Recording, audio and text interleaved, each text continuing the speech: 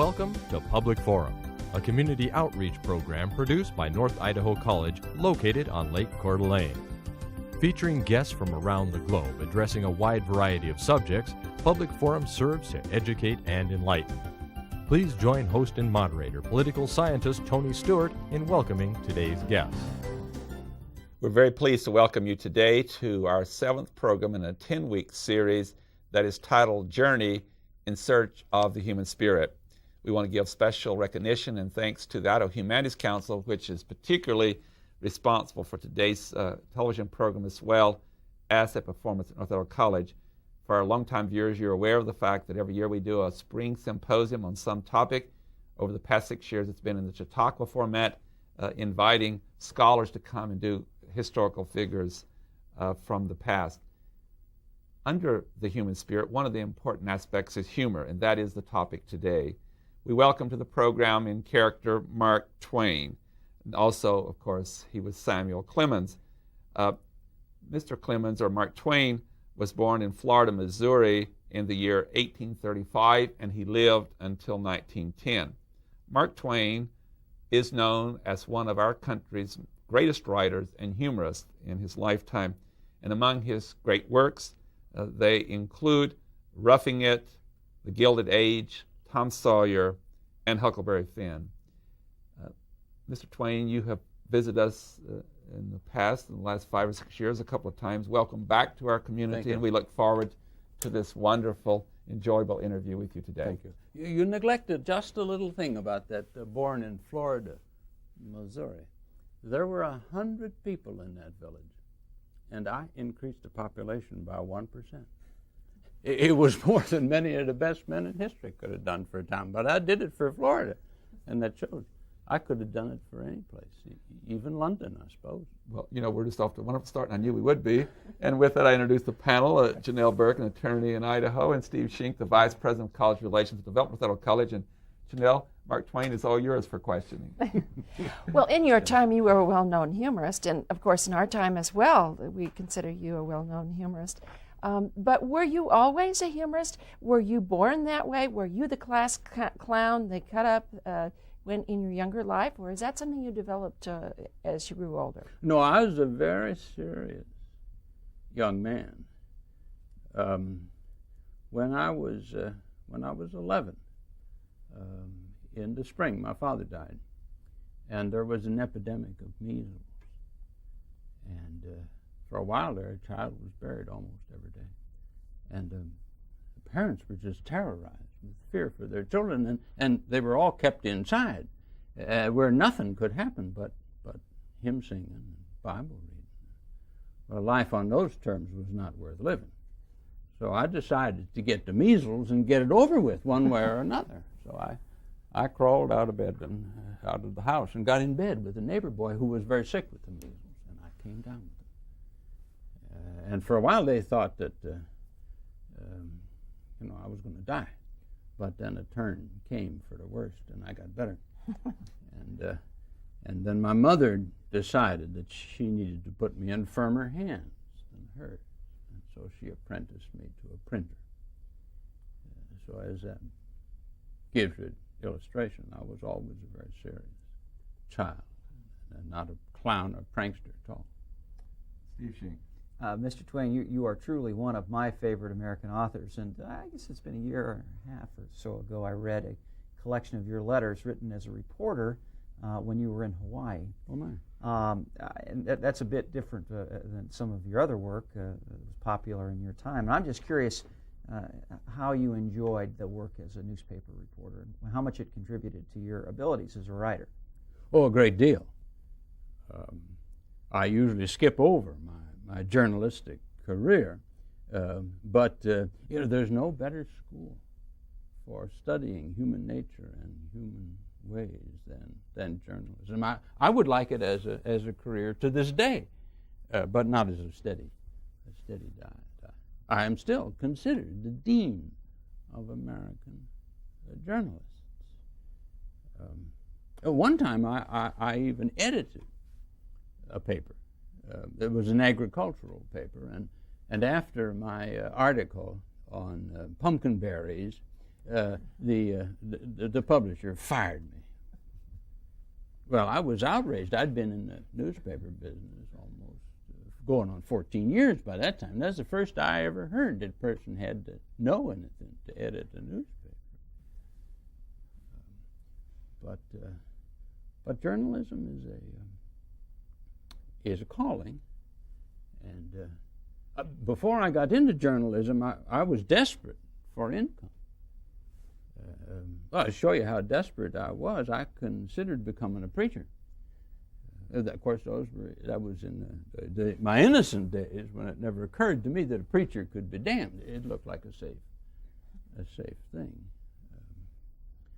But just as about the time I was to become a preacher, I had written some letters to the Territorial Enterprise out in Nevada Territory, and I was always surprised when they published them. But then they invited me to come up and join the newspaper. And of course, I did. At that time, needing the money, I would have taken a job translating the Talmud from Hebrew and thrown as much style into it as I could for the sake of the income. Mr. Twain, if I can be permitted one more question. Steve, I have to interrupt to say that it's hard to keep your composure. Yeah, it is very difficult. But I wonder if you'll take just a couple minutes to compare your affection for your career as a reporter with that of your affection for your career as a riverboat captain. Oh well, I'd go back to piloting in a minute if Madam would stand for it. Of course, she won't. All is vanity. All the Bible's right about that, except for pilot. Those were the glory days. Of course, even then, the railroads had begun to take passenger traffic from the steamers. And then after the Civil War, of course, the Civil War just about annihilated it for a few years. But after the Civil War, some idiot invented the tugboat, and you could ship 12 steamers, cargoes, behind that ugly little thing. And in the twinkling of an eye, steamboating was the thing of the past. All you could do was write about it. And I did that for Howells. He liked my sketches of life on the Mississippi, published them in his magazine, Atlantic Monthly. Said they were realistic, made the water in his ice pitcher turn muddy when he read them. But there's nothing like piloting. The steamboat pilot is the only truly independent human being on the face of the earth. I hesitate to ask this question, not knowing what may result from the question, but this week we've been dealing with In Search of the Human Spirit, and of course we say that one of those areas that's very important is humor. As a great writer and a great speaker and a humorist, how would you define the human spirit? And how would you use that in your work? Well, what do you think about human intelligence, in case you think there is any? I don't have a very elevated opinion of human nature, must tell you. I've read too much history for that. But I don't think you can blame man entirely. After all, man was made on the sixth day, at the end of the week, when God was tired.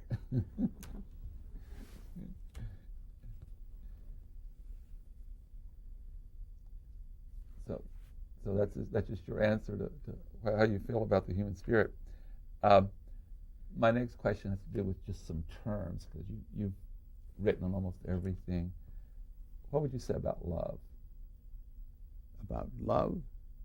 Which is another human spirit that we've been looking at this week. Well, love is hard to define. It exists, I suppose, differently in every member of the human family. I think that it often substitutes for justice when it shouldn't. But in my own case, I was very fortunate. Livy is a tolerant soul, and we have made a wonderful life together with our girls. In fact, love, in my case, led to reform. When I was married, I stopped smoking and started reading the Bible as a family devotion. And I still remember one meal that Livy prepared. And I said, Livy, that was the finest meal I've ever eaten. After a meal like that, who needs a cigar? Let's just have another chapter of Deuteronomy. So love leads to things like reform. How about goodwill and charity? Well, love and charity and goodwill. These are hard things to maintain in the face of human behavior and human habits. There's nothing needs reforming like other people's habits. But I've always tried to maintain goodwill and charity toward my neighbors who need reform. And one final one that we've looked at this week, and that has to do with work. Oh, work. Well, I worked when my mother apprenticed me to a printer for 10 years. I set type for 10 years. And then when I quit that, I didn't work again and haven't worked the rest of my life. Because piloting steamboats, they're looking for silver and gold out in Nevada and California. Other people did the digging. I supervised. And writing for magazines and books is just adventure and pleasure. It was just billiards to me. If it had been work, I wouldn't have done it. But I admire work. I can admire work hours on end.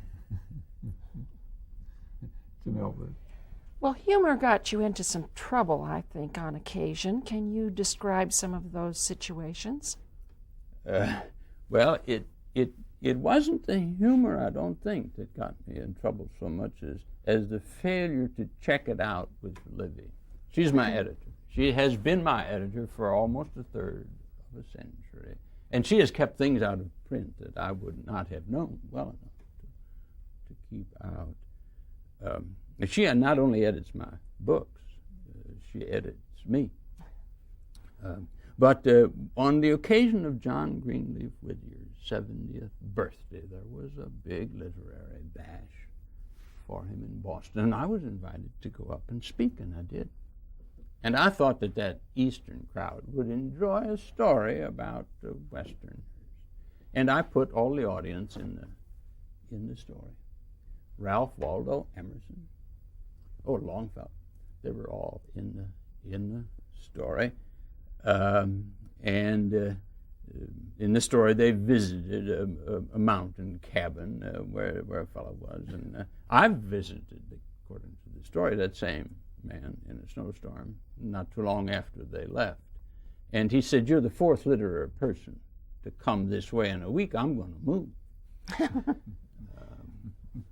Well, all of my humor met with thunderous silence.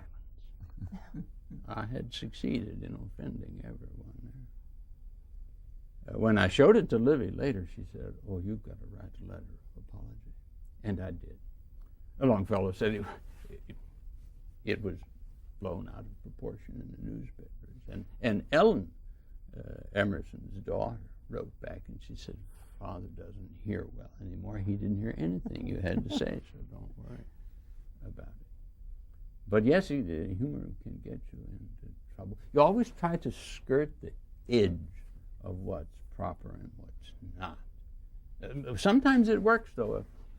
Once in Chicago, on an anniversary, I forget what it was now, for General Grant after he had retired, there was a gathering of his old Army comrades, And I was to give a toast, the last toast. I mean, people had toasted, the ladies had toasted all kinds. Finally, I got to toast the babies. And I said, now we've all been babies. And, right now there's a baby giving marching orders to his father. He'll be a general someday. And another baby is trying to get his big toe into his mouth, and he's the future president. Everybody was afraid I was going to offend the general. And when he laughed, everybody laughed with great relief. It was a grand success. Steve Sheen. Mr. Twain, speaking of General Grant, I wonder if you would share with us your views on temperance. Are you a drinking man yourself? Like cigars, I've given it up. It's easy. I've given it up many times. I gave it up as a boy for the first time. But the general could drink. But it was the publication of his memoirs by my company, the Webster Publishing Company, that was one of the crowning glories of my business career. I wrote the largest check ever written for royalties to Grant's widow, just months after the general finished the book, the memoirs, and died. I didn't realize I knew about the memoirs, which I think he wrote when he was very, very ill. But I didn't know your company published them. Yes. Somebody was going to steal him blind. I knew every American would want to read them. Well, let me, if I may, return to that topic of temperance again, the general topic. It seems to me that you once said that a few bad habits are a very important thing to good health. Do you remember that? Yes. Well, Livy was always on me for my bad habits, and I was downtown one time, and I met a panhandler, and he said he'd like a nickel, and I said, I'll do better than that. I'll go buy you a drink. Oh, no, he said, I don't drink. Well, I said, I'll give you a tip on the race, $10 is a sure thing. He said, I'm not a gambling man. I said, well, here's a whole handful of, he said, I don't smoke. I said, look, if you'll come home, I'll give you a whole dinner, just so my wife can see what happens to a person without any habits.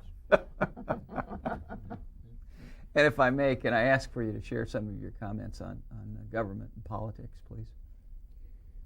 Well, I once ran for president. No, I didn't. I did, and I think I would have set a good standard for it too, because I revealed all my habits, all of the things that the press would eventually find out about me. It is true, I shot my grandfather, but the old Kaiser deserved it. They would find these things out if politicians would just be up front, take all the steam out of those secret revelations. But the Congress is the place. Thank goodness in America we have the best legislature that money can buy. And we have no native criminal class apart from Congress. God made idiots, but that's only for practice. And then he made Congress. I have always encouraged honest people to go into politics, because their honesty will shine out more than it would in any other field of endeavor. But it is kind of sad these days that you cannot find a politician of sufficiently high morals that he will stay bought. Thank you very much. You've just written on so much, and as we're all enjoying giving you certain words or phrases for you to react to. Something else that you had some interesting things to say about was heaven. Yes, I'm writing a book about heaven. My biographer, the man who will write my life when I'm gone. I've been dictating the autobiography, and he's been sitting in on that. Albert Bigelow Payne. He wants to go to heaven, so I've been writing a book of etiquette for people who, because every kingdom has different customs, and you can't just depend on the customs you grew up with. And I think it'll do him some good when he gets to heaven. For example, when you meet an acquaintance on the Golden Street, you should not, like you would here, you should not inquire about the whereabouts of the rest of the family. They may be on vacation or something. And you should not, one of the big thrills of heaven is to go to the rail, and look over. And you shouldn't push and shove, but you should, just take your turn there. But heaven has always been of interest to me. I've never quite understood people wanting to go to heaven and sing hymns forever. You can't dragoon them into church for more than an hour on Sunday, but they're going to do this forever. And they leave out the great passion that everybody is concerned about here and substitute for love eternal hymn singing. I learned from Captain Stormfield a long time ago, from his visit to heaven, where surprisingly there aren't very many white angels. You see many more colored angels there than you see. There just aren't that many English people that have lived in this part of the world, and Indians and Aztecs and those kind of people. We don't amount to much in heaven. Snowbird. You, Mr. Twain, also used humor to put things into perspective sometimes. And I think that probably occurred in your own life and also in relationship to other people. Can you give us some examples, please? Yes. When I married Livy, I married up. Poor Livy married down. In fact, they weren't going to let me marry Livy without references, because she stood to inherit $250,000 when her father died, and they didn't want anybody to take advantage of her. So they wanted letters, and I got them from my clergy friends out in the West Coast. And one of them said that he's destined to fill a drunkard's grave. Another said he was going to make trivial use of his talent. But they let me marry the girl anyway. And she has been, as I said, my editor all these years, and a great help and blessing to me. But what was your question again? It was with regard to putting things into perspective by the use of humor. What about your children? Well, that's what I was going to say. When I married Livy, I married up into high society, and it was a little too high, a little stuffy. So I went out and wrote Roughing It, the book that was mentioned before, because there was no high society out west in those days of silver mining and desperados. So it served as a getaway, as a kind of escape from too many guests. So we built that house in Hartford, and then I found I couldn't write in it. There was always somebody as a house guest who needed to be entertained and looked after. And then we made the mistake. After I turned down Alexander Graham Bell, he invited me to invest in his telephone. And I had made bad investments. I never would make an investment that bad. But then we finally got a telephone in the house, one of the first phones in a private residence. And that was a mistake. And so I couldn't write in that house. Had to go write in the summertime. I always wrote in the summertime up at the farm. Steve Sheen. Mr. Twain, The Gilded Age is one of the few of your major books I haven't read. Could you tell me a little bit about that book and why you chose that title? Well, that's the time we live in. The age is not golden, but gilded. It's just fake gold. It's painted gold. It's fool's gold. That's a tale of today. The line that sums up that book best is a line that everybody recognizes. Was uttered by an investor in lands And he said, beautiful credit. It is the foundation of modern society. Why, 2 years ago, I didn't have a dime. And now I owe $2 million. That's the age that we live in. And just last New Year's Eve, I was at a party and somebody asked me, Mark, you making any resolutions this year? And I said, you bet. This year I am resolved to live within my means, even if I have to borrow money to do it.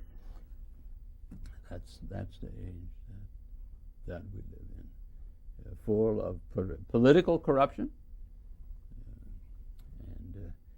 and full of pomposity. I have never tried to elevate the elevated classes. Thank you very much. We're just almost out of time, and so at this point I think I will ask our wonderful guest to go out of character. I want to introduce to the audience our guest who has been with us, as I said before, Dr. George Frein. He is a retired professor from the University of North Dakota, and he has a PhD in his field, and now tours the country as Mark Twain and has moved to the South. Dr. Frein, welcome to our program. Thank you, have Tony. you here. It's wonderful to be here. It's just always a treat to have you here. In just about 20 seconds, why did you choose Mark Twain? Why did I choose Mark Twain? Because I think that Mark Twain says things as critical about us and about our country as anybody can get away with. And he wouldn't get away with it if it weren't for his humor. And so he lets an old professor like me raise questions that they wouldn't take from an old professor, but they would take from a man like Mark Twain. I should mention that your field's philosophy and religion. That's right. Talk to you about North Dakota. Thank you for being here, and Thank you, I know our Tony. audience has enjoyed it, and I thank you for Thank sharing you with for the the community questions. on the forum, too. Ladies and gentlemen, with this program, we have, as you know, been interviewing in character Mark Twain, which is really Dr. George Frein. And next week, we'll continue this episode on In Search of the Human Spirit. We hope you'll be with us at that time. Until then, please have a good week. I am Tony Stewart.